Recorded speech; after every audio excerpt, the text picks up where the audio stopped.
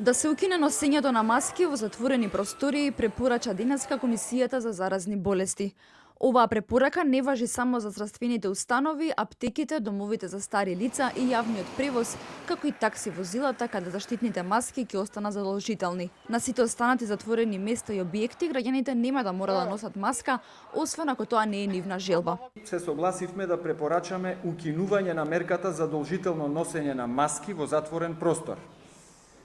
Од оваа мерка се исклучок здравствените установи, домовите кои згрижуваат постари лица, аптеките и јавниот превоз. За овие 4 затворени објекти или како да ги класифицираме, останува задолжителното носење на маски. Наставниците и кадрот во училиштата ќе носат маски, иако за учениците оваа обврска беше укината.